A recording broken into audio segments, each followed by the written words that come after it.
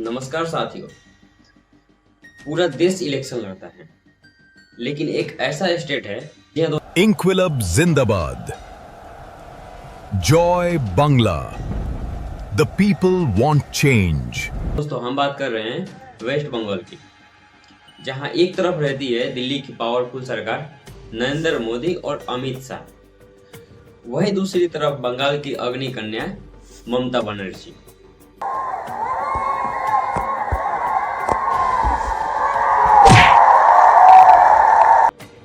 दोनों तरफ से बड़े बड़े वादे किए जाते हैं, लेकिन बंगाल की जनता के मन में एक ही सवाल उठता है कि ये खेला सिर्फ नेताओं के बीच होती है या हमारे बीच। बंगाल के इलेक्शन के साथ एक और चीज काफी जोड़ी जाती है, वायोलेंस। कई मीडिया और रिपोर्टर और पॉलिटिकल की दावा है कि हर इलेक्शन के दौरान हिंसा के इंसिडेंट सामने आते। बीजेपी का कहना है कि उनके कई कार्यकर्ताओं को निशाना बनाया जाता है, जबकि टीएमसी इसे राजनीतिक प्रोपेगेंडा बताती है। और यही नहीं, वो बोलती है कि बाहर के लोग माहौल खराब करते हैं। सच क्या है, ये अलग अलग नैरेटिव में दब जाते हैं। लेकिन एक आम वोटर के लिए सीधा सा सवाल है, बिना डरे अपना वोट दे पाते हैं या नहीं। इस चुनाव की सबसे बड़ी डिबेट बनी आइडेंटिटी। वहीं नरेंद्र मोदी आके बंगाल असल परिवर्तन की बात करते हैं, जहां रविंद्रनाथ टैगोर और स्वामी विवेकानंद का जिक्र भी करते हैं। वहीं ममता बनर्जी का एक स्ट्रॉन्ग काउंटर है बहिरागत, यानी कि आउटसाइड उनका सवाल है। ममता बनर्जी का एक ही सवाल है बंगाल वालों से कि बंगाल को चलाने के लिए बाहर की जरूरत है। इसी बीच नरेंद्र मोदी और अमित शाह कहते हैं कि क्या बंगाल भारत में नहीं आता है।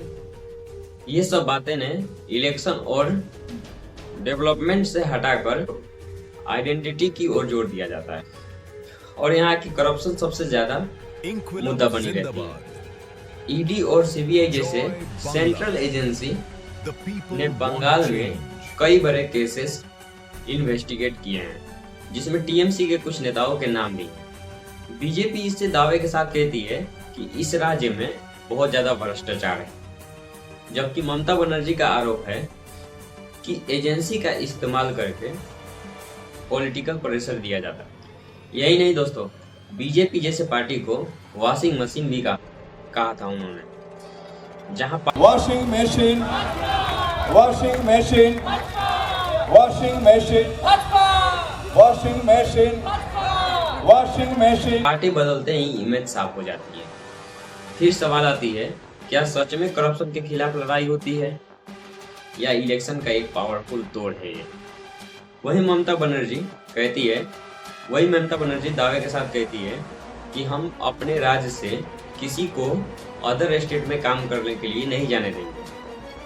लेकिन अक्सर देखा जाता है कि वेस्ट बंगाल के आदमी हर स्टेट में काम करने के लिए जाते हैं, लेकिन इन सब के बीच कहीं ना कहीं असली मुद्दा पीछे छूट जाते हैं, जैसे रोजगार, इंडस्ट्री, यूथ की फ्यूचर।